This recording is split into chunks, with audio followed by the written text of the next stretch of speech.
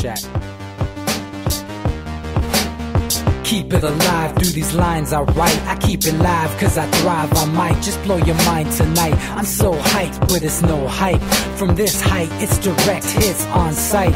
I'm your type, lend me your ears to show you that there's something in me. I'm not giving up, I'm standing right here, holding these days hostage. And I'll make this my year. We turning fear into love, and the love's in the air. I love doing this cause nothing compares. Nothing can share that same type of feeling when you feeling them flares. They can't catch it, it's havoc. I rip to a tear, switch a scenario. My stereos, I leave them impaired. Variables start to change and they're all in my range. I just gotta grab it, it's all mathematics. Every step is drastic, I make it fantastic. I'm trying to take your breath away. Asthmatic. This is live through the stereo. Go and let it blow, blow through the stereo.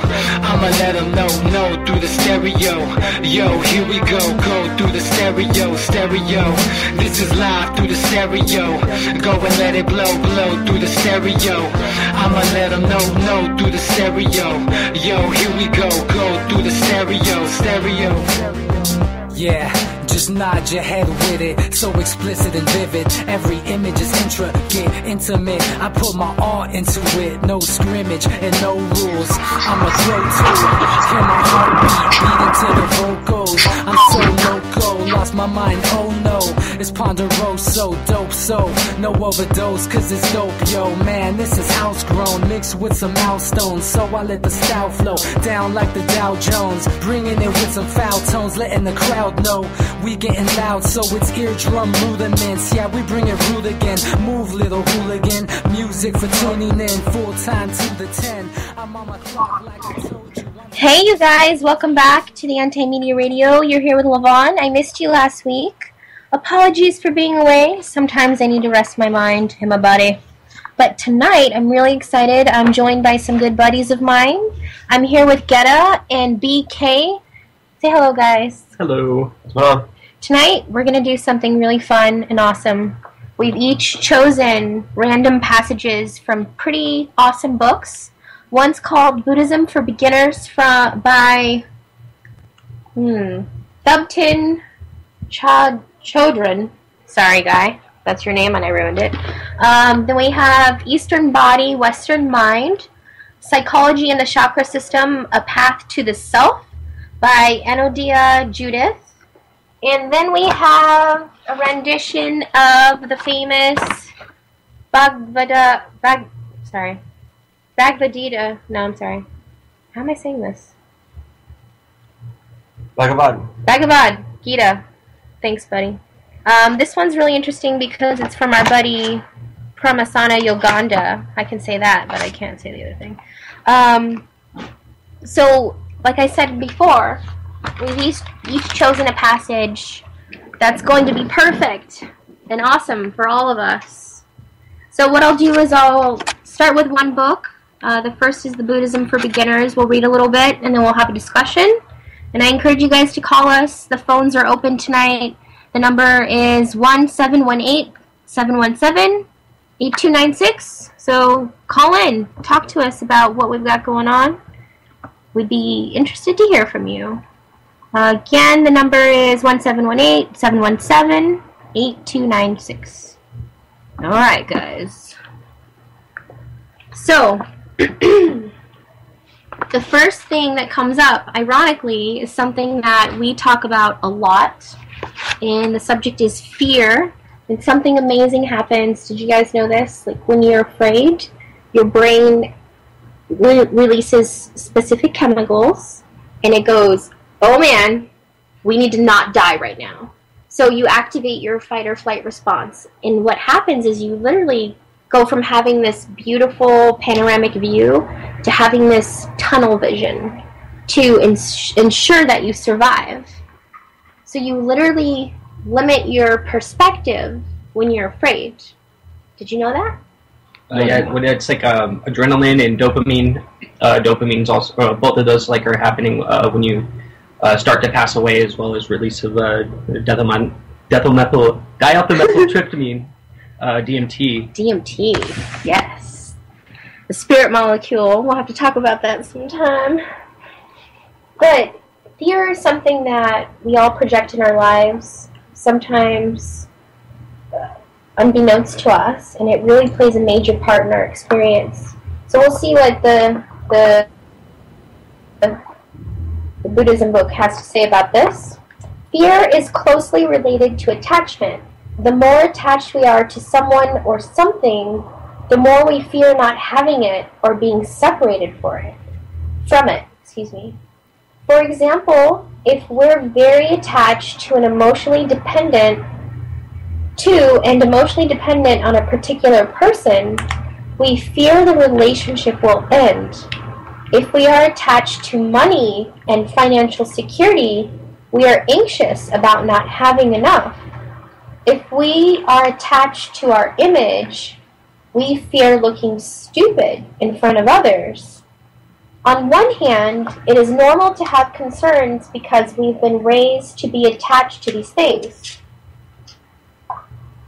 On the other hand, clinging makes us fearful and anxious. The solution isn't to abandon our friends, money, and reputation, but to let go of the attachment to them. Then we can enjoy them free of fear.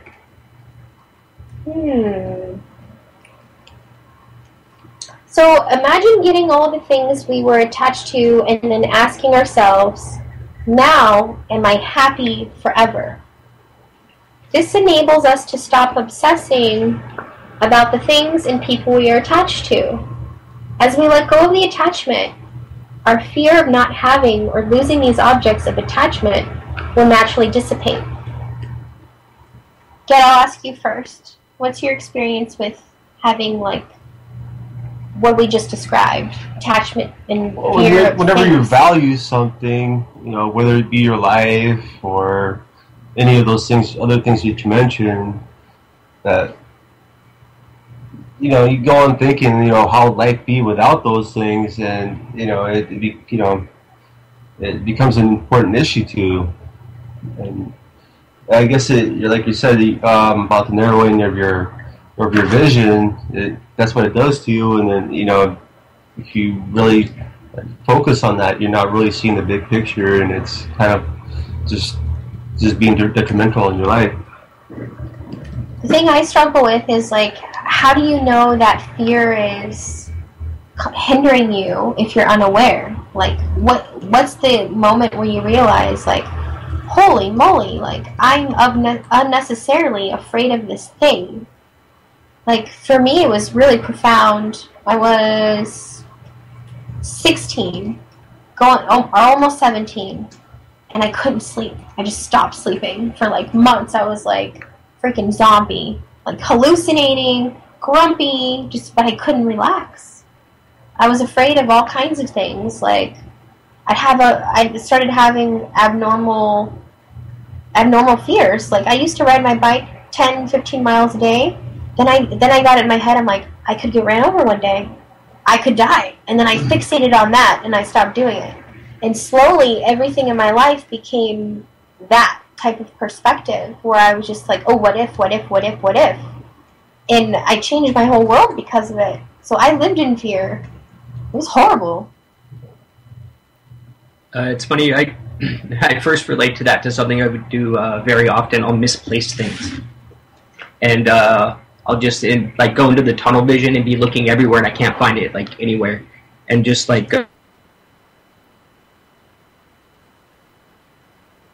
the thoughts going through my head, I need it, even though it could be something completely either insignificant to what I'm doing in the first place, or completely, like, replaceable or even available somewhere else in the house. But totally familiar with, like, the tunnel vision aspect of, like, just the fear of, like, losing or having lost something. It's silly. It's one of my character flaws, I guess. But is it a flaw if you acknowledge it? No, it's not. It's actually very hopeful. Well, on what he was talking about, I've actually went into, like, plenty of times went into panic when looking for something, that I thought I lost. It was just some mere object, it wasn't really that important, and I guess, you can't really see, like, how it's affecting you unless you like do some introspecting and like actually like put things into perspective. And that's important. I think having that time of appreciation and silence and quietness with yourself is a beautiful thing, but it's something that isn't typically practiced within our culture. We don't all have like a meditation break every 30 or 40 minutes or at any particular juncture of our day. Not everybody, but you know what I mean? It's just not something that's practiced. We go. We need things like fast. You know, we like everything fast and instantaneous. But I don't think that's a natural way to be. And I've learned through my own experience, through living in fear and coming out of it, that it's initiated by the self, and it began in my own mind, you know. That was very powerful to realize, like, you can change your perspective, you can alter your world, you can do that. Yeah, perspective is a very huge, aspect in life, because the way you see things are, they're actually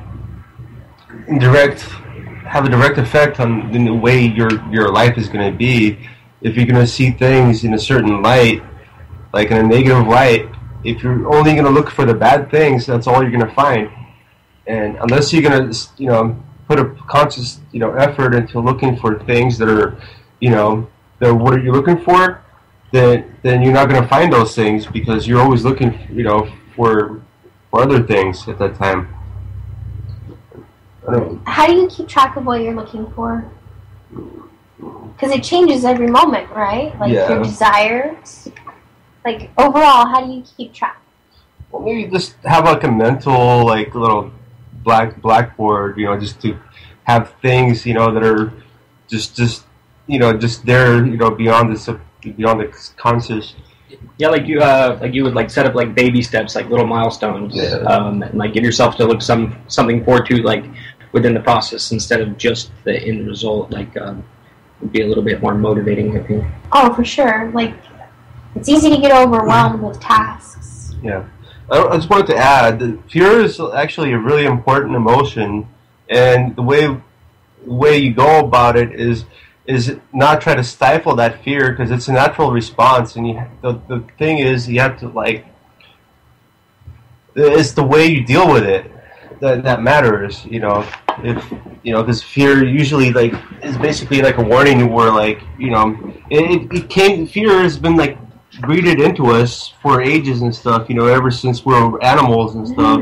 It took us away from danger, and now we're in kind of a different world. The fear, it still hints at certain things that we have to worry about. It's just something that, it's something that's like an alert. It's something you have to worry about, and it's important to deal with it properly. Instead of letting it take advantage of you. Definitely. Like I let it take advantage of me, and look what it did to me. What about you? Well, yeah, there's plenty of times where I've, let it take advantage of me, and it's it's trial and error. You learn. You do something a certain amount of times, and you get the certain results and stuff. If it's not working, you have to look back and try to fix that, and it seems to work. You bring up a good point. It's one of the things I've discovered about being alive is situations seem to present themselves in patterns. The same situation, just the characters change, but you get stuck in a loop. It's like a life lesson. And it's amazing. You do it over and over and over. It's literally insanity. And then one day you go, this is just like that one time. Oh, and that was like that one time. Oh, and then you have this realization of, oh my gosh, I did that 4 or 5 times. Maybe I get it now. I'm not going to do that again. Yeah, you were talking about living like fast forward, and And that's sort of like what happens when you live it in fast forward. You're just, everything's in a loop, and you're not really paying attention to what's going on, and you're really missing out on a lot of life, living, all that good stuff. And sometimes it takes some sort of a sign to break you from that chain. You know, something. Sometimes it's internal, sometimes it's external. There's always something there that's got to break you out of that. Mm-hmm. You talked a lot about introspection, and we're going to get into that.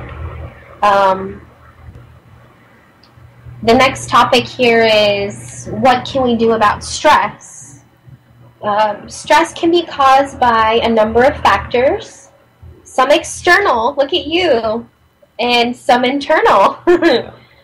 When we are stressed because there's not enough time and we feel pressured, it is helpful to think about our priorities and decide what things are most important in our lives. Then we can choose to do those things and put the others on the back burner. When we're stressed because we don't have the ability to do something that is expected of us, we need to accept our limitations. When we aren't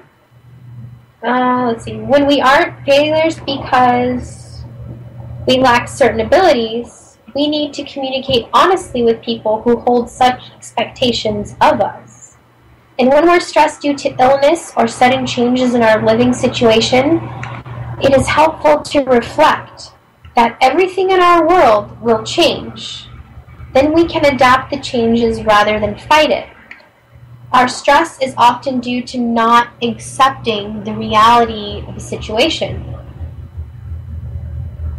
We want it to be different, or we want ourselves or others to be different. However, what is happening at the moment is all that exists. Instead of rejecting the situation, which causes us more anxiety, we can accept it and work with it. Accepting whatever is happening isn't being fatalistic, it's being realistic.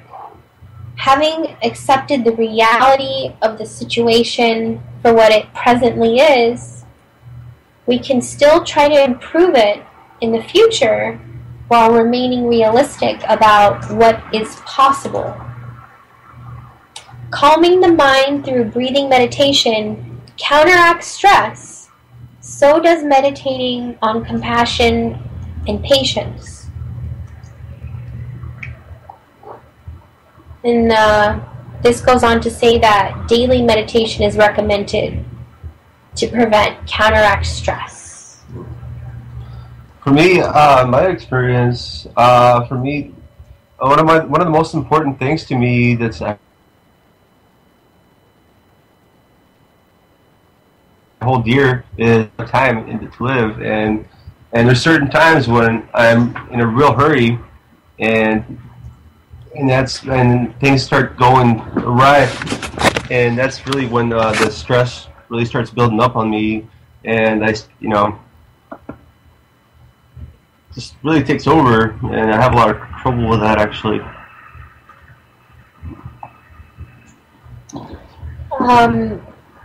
And what do you do to relax? Like when you are stressed? Like, have you ever tried meditation personally? And keep in mind that's just a word we make up to describe. Well, it depends on which sense you're talking about. Well, in any sense. I like to take a moment, like time out, and just think to myself, calm myself down, think of what's really going on. Like you were talking about being realistic and trying to see the situation. And a lot of times I realize what I'm stressing about is really insignificant, and it's just really petty, and I'm just sitting there. You're in a loop, right? Yeah, you're like, ah! And then you have that moment where you're like, wait a second.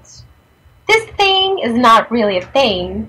You change your perspective, and then you're good. My favorite thing to stress about and realize that is time. Like realizing that time is like this measurement thing that really only matters to humans. Like you look at an animal, they have no idea. Right? Oh, I envy them. I so envy them. Like my ultimate dream is to not be moved by a clock, but to be moved by the sun. Okay, the sun's up. Okay, I'm gonna do stuff. Okay, sun's going down. Okay, I'm gonna relax now. Like, that to me is natural. That doesn't cause me stress. I could see that how that would be a lot more comfortable. Right? It's just a simpler way of living. To be in harmony with that which is. Like, why fight it? Like, I feel like all the things we've created in our lives, these parameters, like, they cause the stress. We made up all this stuff we do every day. We made it up. Yeah, that's true. Pretty much everything.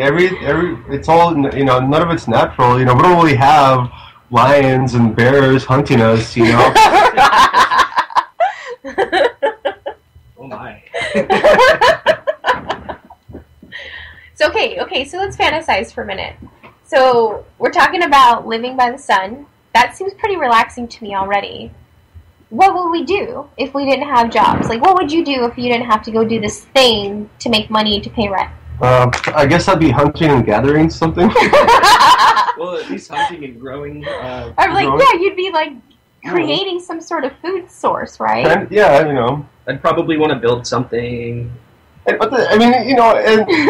but even in those situations, would still be trying to like create comfort, True, and we can't go out like instead of going hunting every day, go like harvest something, have something ready, so you don't have to worry about it. I mean, that's pretty much where our society's at, but it's such a high point where we created all these solutions, but on top of the solutions, we also created problems that cause all this stress and all these other things, these other, even though it's not as simple, it's... I call it the medicated society. And I use that term because you're taking this pill because it's going to help you with this one thing, and it does, but as a result, you have all these other ailments and symptoms. So then you have to take another pill. I feel like that type of existence is replicated in everything that we do. It's almost as if we strive for stress. I mean, come on, Right? We sit there, we watch sitcoms or shows on TV where they have like a bunch of drama and because we're seeking it. I guess it moves us. It compels us. Yeah. It is like a drug. You get that adrenaline. You get those certain endorphins. I recently watched, I forget exactly what show it was, but they were doing like tests with people on like their cell phones, and not just cell phones, but just like technology, like gambling and like the way that they're designed, and like the noise, almost like Pavlov's dog, like where the noise happens, and like you begin to associate it with the reward, like even down with like the new like Facebook Messenger like noises and stuff, like you hear them and it just triggers like dopamine release, and like it. They were saying that the actual moment just before, oddly enough, that trigger happens is when like you're the most excited. So I think that is probably very, very similar to like watching like a TV show that's like suspenseful, or just like there's all these like things that we are kind of already anticipating to happen, and then we get rewarded. Yeah, our brain rewards them for that. That reminds me. Oh gosh, what's it called? It's like biofeedback. Have you heard of that? It's another form of biofeedback. I've actually had. I'm thinking of making an invention of using biofeedback. Let's do it. Wait, should we pause? Should we meet this really quick? What do you mean? $1 million idea. Do we want to share this with everybody? It's okay. Okay, open source. I like it. I like it. The thing is, like, I don't mind. The thing is, I got people. If I come up with an idea, people, Yeah, open source. Fine, Here we go. Tell Well, us. my idea, I want to actually you take EEG waves and then convert them into a signal that it's a biofeedback. You either get like an audio or visual or stimulation, and the whole point of it is actually to counter like things like stress, and to actually be able to recognize your brain patterns like as they're getting into stress, and by giving you like feedback, it gives you like a chance to derail your thoughts and to think more positive thoughts, to get yourself out of that rut. That's beautiful. Yeah. It's like cognitive restructuring. Yeah. which kind of brings us full circle to what I was saying earlier. Like, when I lived in fear, I didn't get out via pill. I said, F you, drug companies. I'm not taking your mind-controlled tablets. I opted for, and with a lot of persistence, as I had Kaiser at the time, which is an HMO, I took a lot of persistence to demonstrate that I didn't want to take drugs. Yeah. And it was atypical. But they allowed me to go to these classes where I encountered old men, young ladies, 5-year-olds, professors, doctors, all kinds of different demographics that were feeling the same way I was. And we would all share collectively our thoughts, like our darkest thoughts, like our darkness, and just kind of interpret how each of us perceived our existence. And like through their eyes and through my own eyes, I was able to realize I am controlling this existence that is mine. All this stuff I am afraid of is literally a figment of my imagination. I created this, and yes, the feelings that result from it are very real, but I can decide what it is that I would like to feel.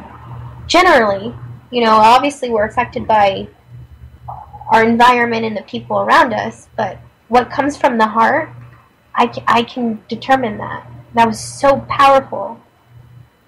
But imagine that people don't have the ability to do that. What do? They suffer in silence? Pretty much, yeah. So, what would your invention do? Like, would it be like a... It's a therapeutical device. Basically, it's like early warning systems. You know how they have the Richter scale, the earthquake warnings? Yeah. The thing is, I want to have it so it recognize your brainwave patterns to where your out-of-control thoughts are going to be. So you have like an early warning before you get like deep into those thoughts and let it take over you. Huh.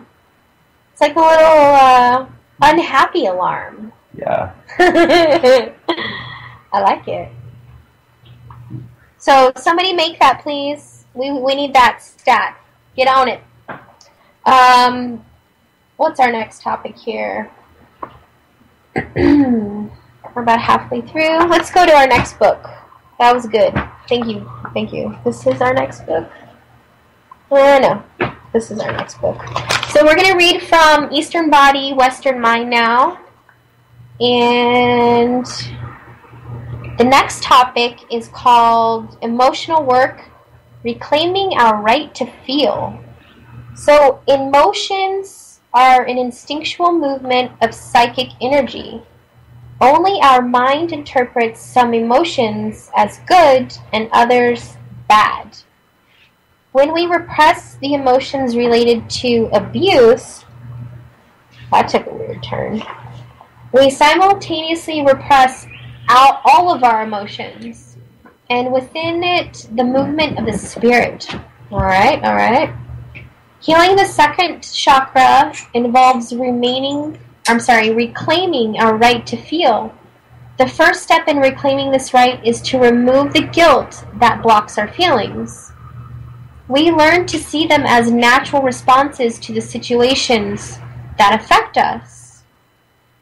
The emotions related to abuse can be overwhelming and often conflicting.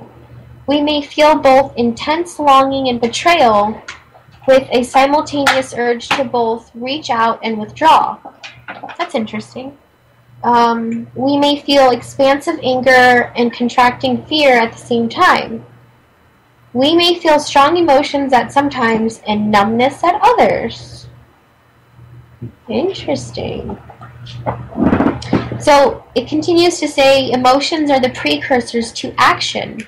So it is difficult to allow an emotion to flow if the action it inspires is dangerous or frightening. For instance, if allowing ourselves to feel our anger makes us want to kill someone, it can be dangerous to experience the feeling. If experiencing the sadness of a past separation makes our present solitude unbearable, we will find ways to avoid it. if feeling our need for someone makes us subject to their abuse, we cannot acknowledge our need. When the force behind an emotion builds up without being expressed or released, it creates an emotional excess. We need to create a safe way to lessen emotional forces and allow it to be better contained and channeled. The energy of an emotion can be channeled into an appropriate movement or activities. I often use my anger to clean the house. Hell yeah. Because when I'm angry, I have a lot of energy, but I cannot concentrate on anything difficult. Grief can be channeled into writing poetry, fear into heightening awareness, and longing into creative activities. When emotions are excessive, we can shift our awareness to the sensations in our body. Emotions want to move out, to take action and be recognized. We need to balance that by moving and paying attention to the self inside. By consciously bringing our attention inward, the emotions soften and bring us a richer tapestry of information and connection. Emotions are very powerful. You know, a lot of times you feel emotions that are so powerful and you have a connection to them. Sometimes you have like a negative, repulsion to emotions, and instead of feeling the emotions, you push them away, and in the process you give them more power by doing that. And what you said about channeling the energy of the emotions into something positive, like you said, cleaning your room and stuff, that is actually like that's probably the absolute best way to deal with them. I mean, I've had some times where I've done that, and like you feel in control of yourself. It's very important to be your own master. And I don't know. I'm hearing that, and like, I immediately think of Robin Williams, specifically an article that I read. I think it was Cracked.com on the forums, and the administrators were talking about how like people are so surprised that someone who's so joyful and funny on screen would be one to take its life. But unfortunately, it's something that is prevalent in the comedian community. So like crippling depression, they channel that emotion by like being the funny guy and like trying to steal attention because whatever happened to their like previous experiences, they learned like that's a way to get attention and like at the same time like be someone other than themselves. That's a good point. I never thought about that. I try to, in all my experiences, I try and remember that the words of Tesla. Nikola Tesla, he's my hero. And he said that if you think in terms of frequency, energy, and vibration, everything will be simpler. And I couldn't agree with him more. And when I think of the energy that one creates, like you spoke of Robin Williams, he created beautiful energy. But I often wonder why and what was the root. And I think you bring up a good point, is we tend to create a situation that's comforting to us in however which way we can, right? We just kind of react to what cards were dealt. And often it's not the healthiest thing. Well, no, I mean, I don't say I fully agree with that. A lot of times, I mean, getting the emotions out, whether it be through channeling them or expressing them fully. But, I mean, the most important thing is to actually be aware of them yourself, be conscious of what you're feeling. And, I mean, I guess by channeling it to something like a positive energy, sometimes it takes away from actually introspecting, the actual feelings and actually taking them at for face value. Do you think that people like Robin Williams, who are kind of searching to fill a void, do you think he had that introspection? Do you think he knew the source of I'm sure he knew. Well, when I think about it, like it was like what 3 generations of people that I knew that were strongly impacted by him specifically, which was like unheard of since like Michael Jackson died, I guess. But the things that I don't think people like consciously knew that, but I do believe Robin Williams did, because he there's many stories of him going out of his way to like lift someone's spirits. Like when Christopher Reeves was in the hospital, he showed up pretending to be a Russian doctor, saying he was his proctologist and stuff. And Christopher Reeves said that was the first time that he had smiled since his accident. So like I think Robin Williams understood the power of comedy. But the people that grew up with him, especially the newest generation, you know, they remember him from stuff like Aladdin, and like it's like more nostalgia that makes them feel good by proxy. By remembering him being involved. I guess he kind of felt that he couldn't help himself, and instead of helping himself, he decided to, you know, spread the love and help others. And millions of people were touched and moved by him. You know, and I'm sure it changed a lot of people's lives and stuff. And you know, and the thing is, it's something that, you know, he was dealing with himself, and that's, you know, the best way he could deal with it, I guess. He even he took up cycling. He started doing like races with disabled cyclists to kick his own like alcohol habit. That was like his rehabilitation from that behavior, and just like I don't know. He's like such a great example of what we're talking about. It's crazy, but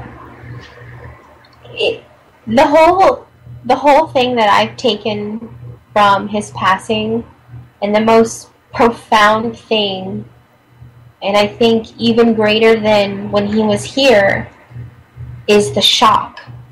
The shock that is still stinging in the minds and hearts of people. Like, how could he do that? It just brings this whole new level of awareness to emotional health. Like, the generation my father grew up in, you know, most of his elders were in the military, and they didn't have feelings, and they were men, and they did war, you know. And when I was trying to bless my dad, he's amazing. But when I was trying to communicate to him, like, I'm feeling these strong thoughts. They are not from a loving place, and like I don't feel like myself. Like I'm down, you know. And he would say, "It's all in your mind." And yeah, he was right, but that's not what I needed to hear. I needed to come to that realization from another perspective. And the passing of someone we all admire and cherish brings about that perspective. You know, we talked earlier about there has to be a moment where something shifts your consciousness. Somebody dying is pretty profound. And I think when he died, and especially in the manner, it brought a whole new light to this emotional trauma that anybody can suffer, and often in silence. But the gift I like to give people is the power of self-desire. You know, if you want to be well, you can. A lot of times, I guess, you know, specifically in, you know, Robin Williams' case, you're blinded to the idea that you can change things. And a lot of times, like, I've had moments where I'm having like a certain feeling where there'd be like sadness or, you know, or anything like that. But like a lot of times I felt contempt being at that feeling, you know. I felt like I felt happy being in that moment and stuff. But it's toxic, and you have to actually like see it for what it is. And you know, sometimes it takes an outside perspective to see it. But you know, all in all, it takes a conscious effort in order to changing of that, of what you're experiencing. And the perspective has a lot to do with it. If you don't see any other options, how are you gonna go for it? You know, sometimes you just have to blindly go for it. Mm-hmm. I want to talk a little bit more about emotional release, talk about pros and cons. So in a world where repressed emotions are the cultural norm, It has often been the goal of therapy to facilitate an emotional release. Sometimes simple catharsis can bring out profound healing and transformation. Simply letting go of something that has been long held in the body can allow the body to reform itself in new ways. Emotional release does not always bring healing. However, in some cases where trauma is severe or emotional patterns such as anger or tears are too well established, it may overwhelm the person, create further feelings of helplessness, or drive the emotional grooves even deeper into habitual response.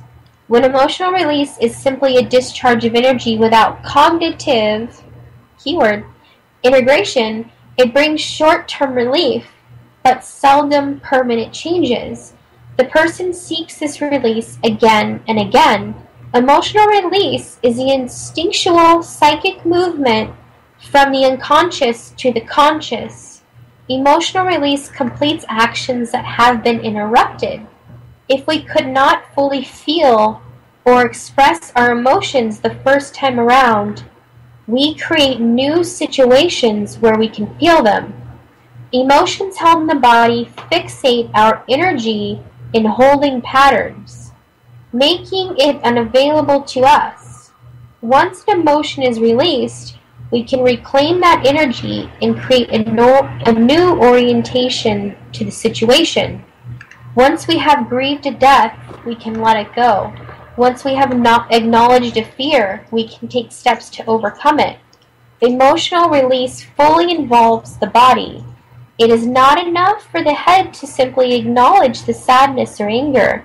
There is a movement associated with each emotion, and until the movement is freed up, the energy vortex of all the emotions will remain.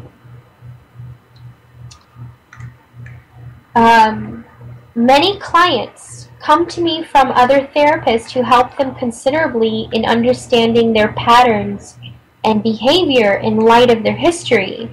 They say, I know my sexual attitudes are a result of the abuse from my father. I've worked on it for years, but it hasn't changed. Change is movement. And in order to create change, there has to be both internal and external movement in the body. Blocked emotion is bound into the structure of the body. When I work to free up buried feelings, I ask the person to exaggerate what I see her body doing unconsciously. If I see her fidgeting, I ask her to exaggerate those movements. If I see her contracting, I ask her to exaggerate the contraction.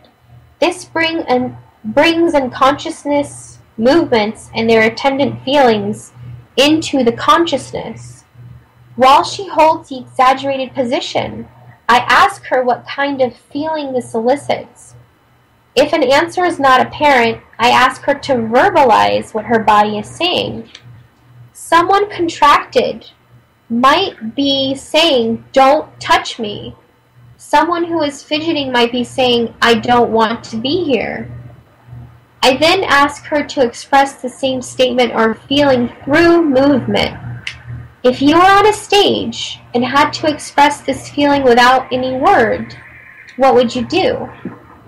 This embodies the feelings and simultaneously brings it into consciousness awareness. This process usually taps the natural flow of feeling in the body sooner or later. At this point, I become the facilitator for the feeling. If there is anger, I give them a bat to hit the couch. If there is sadness, I offer comfort and sympathy. If there is fear, I offer resources for strength, invite movements that are opposite to the contraction, and stabilize their energy through grounding techniques. I guess what he was kind of doing was coaxing his patient to actually embrace those feelings and actually, try to understand them, try to run them through. Because a lot of times we stifle our feelings and stuff. We know what they are. We see them. We are aware of them. We are acting on them. but we don't really look into like what are the roots of those fears. We have to actually examine and take them apart, figure out, you know, what they're made out of. Mm-hmm. And like I said earlier, like, you know, fear is it's a good emotion. It you know, warns us of certain things that are imminent. Mm-hmm. And understand them, we have to actually think of them and process the actual feelings for what they are. I just thought of the most bizarre notions. Like, I am afraid that in the future humans will be conditioned to not fear.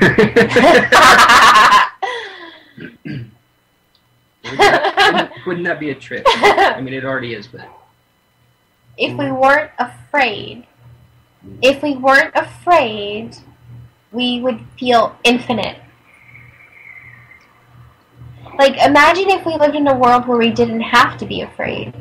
Well, I mean, the thing is, though, then that's going to be doubly bad as well, because there are things that we need to fear. We need to fear. We need to understand that there are dangers. We need to fear that you know, fire is bad. You know, if you walk into fire, it's going to burn you. Right. You know, and there's certain, you know, that's why fear is important, because it you know, it lets you know when you're going to, you know, come to something that's a force to be reckoned with. It's true. It's true. You got me thinking with the possibility that we may be conditioned. And we can't live completely fear-free, you know, because then we would just be arrogant. It's true. There has to be a balance in everything, right? But I feel like a lot of people existing here get trapped in that fear, and they miss the point. The point is, bad things are not happening to you. The point is you're allowing things that are happening to be bad. The point is that... Ooh, somebody's calling us. Let's see here. Hey, welcome to the show. What do you want to talk about? Oh, well, I was just listening. I was listening to the radio right now on my laptop. I don't know if it's streaming live or... It is streaming live. Oh. What's your name? Well, I was just gonna make a comment about a statement just made about trauma and feelings. Okay, let's hear it. Well, I was just gonna share. Sorry, I myself had know a little bit about feelings, because I noticed like whenever you suppress feelings, it always comes back, like always manifests into a different area. Like people who often suppress their feelings people who suppress feelings, their feelings usually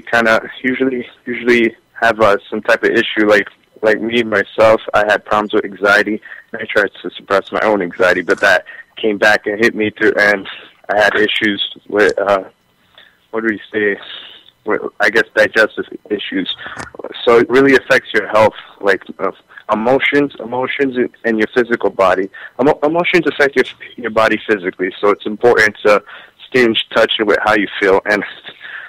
And I noticed you said something about trauma. We often have triggers, things that put us off.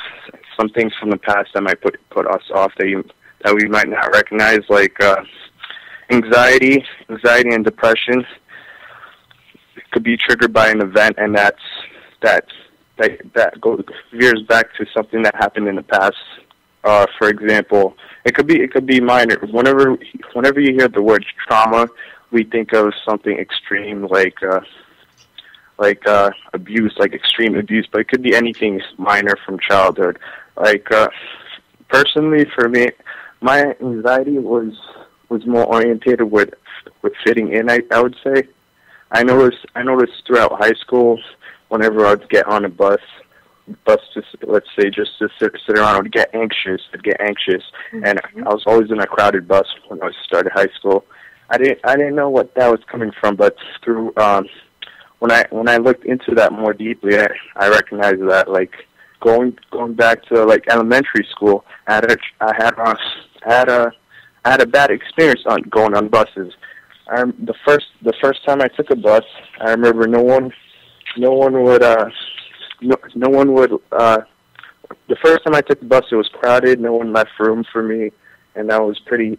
I guess as a kid in elementary school, that was pretty traumatizing for me. It was sad, and from there on, I didn't like the idea of being in crowds because I felt defensive as if I was being separated from a group. I still feel the same way, actually. I'm actually a performer, and I go out, and like the only way that I feel comfortable in groups of people is if I actually have like a job and I can focus on it.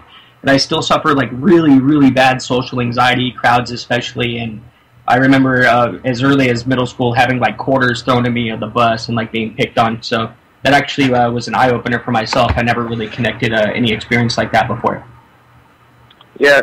It's kind of funny how it could be any little thing that puts you off and it bites you on in the future.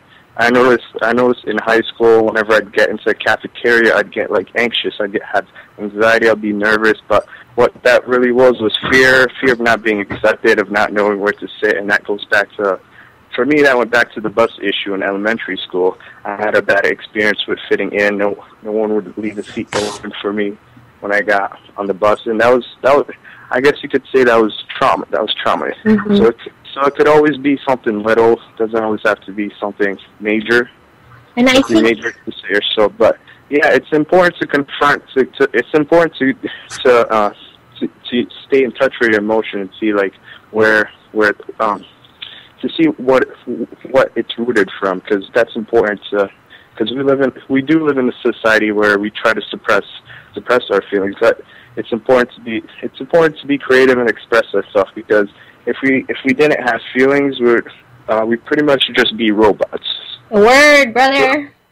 Word. So, yeah, it would be cheating to try to like suppress, to take away fear, anxiety, because that's part of the journey, overcoming, and that's what it's about, overcoming your emotions, because our emotions is really what makes us human.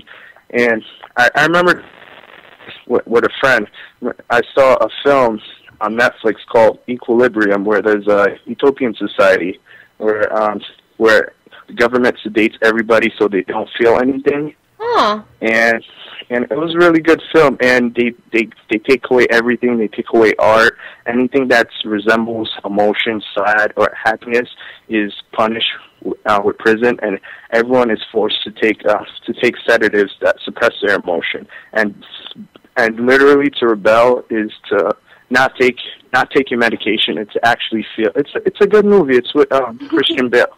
Equilibrium. Have you ever heard of the book The Giver by Lois Lowry? What movie? It's actually a book. Actually making it into a movie soon. Their society, they generated them to be all in black and white, and they would assign jobs at certain ages, and there was this one person that was always singled out after so many years that would be the holder of like memories, and they would actually have to be like the ones that held all the bad memories, so like these people could go around as robots. And it's a really, really, really good read. I think it actually ended up being kind of like a Christian undertone book, which I never really caught because I read it at a young age, and just like the thought of like having the emotion removed and someone like being the bearer of just the bad memories for people so they could live this like life always was really powerful to me. Wow, that sounds like a good book. Buddy, thanks for calling. I think you touched on a really good point, especially when you shared with us that you physically were not able to function. You were not able to digest things because you weren't dealing with your emotion. And you brought up a really good point, is we're not robots. We have these feelings, these things that compel us and move us to thwart us towards experience. And you got to go in it with an open heart and mind. And that particular experience that you're having is meant for you. And what is it teaching you? Right? You have to let it move through you. Yeah, that's true. And the best way to deal with fears, to feel the fear and do it anyways. Whatever's bothering you, whatever you're afraid of, the best way to deal with it is to confront it. And it's tough. It's not easy, but it's the way to go. Confrontation. Sometimes confrontation's the way. Well, nothing easy is worth doing. It's true. It took a lot. It took a lot of your energy to call in. I appreciate you sharing your perspective with us. Oh yeah, no problem. And I like the post, the Facebook post from Anti-Media. Oh, thank you. It's really informative. And I appreciate the work you guys do. Good stuff. You should share it. You know, we're really a group of people who I call it compassionate, because we're compassionate about other people and we're pissed off about what's going on in the world. So we're compassionate and we're inspired to speak the truth, and an unbiased truth, and a truth that needs to be heard. And we try to do so. We try to do so continuously and from the heart, and it feels good to be acknowledged. And I really do appreciate that, and it's a good thing. It's a good thing that you guys are doing, because there's a lot of misinformation out there, and you tell a lie long enough, and people actually believe it becomes truth. It's true. To actually think it's truth, and it's important to challenge the status quo and keep asking questions. I couldn't agree with you more, sir. And if you haven't noticed already, Mondays and Wednesdays on the show, we talk about current events and politics. And most of us are aware that those things usually aren't the most happiest, bubbliest content. Those things don't invoke happy feelings. So Friday nights, I try and balance all that external with some introspection. I try and speak on things that remind us that we are here feeling these things, and we're not just here to consume. There's way much more going on. So thank you for listening, and thank you for participating. We read some pretty awesome books tonight. I encourage people to read all the time. We touched on Buddhism for beginners, Eastern Body, Western Mind, and we didn't get to the Bhagavad Gita, but actually we did. I did read from there, I think. Actually, no, I didn't. But next time, what's your name, sir? Jess. Thank you from Connecticut. Thank you for calling in all the way from Connecticut. I want to visit there sometime soon.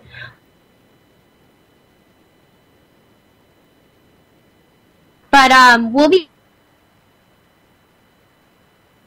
on Monday at same time, 8 o'clock, top of the hour Pacific time. Same thing on Wednesday and Friday. You can find me here. UCY has lots of programs, though, not just Anti-Media. Make sure you check it out. It's pretty much round the clock. So you have a beautiful night in Connecticut, and we'll see you guys back on Monday. Same station, same hour. Good night, everybody. Good night.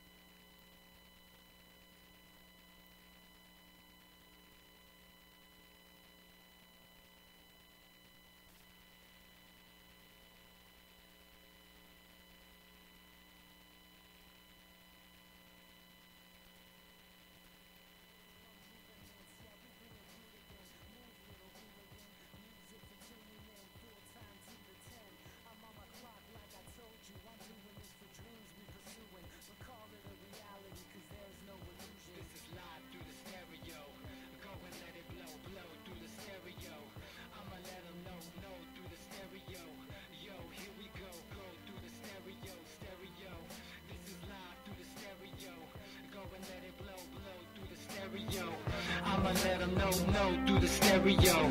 Yo, here we go through the stereo.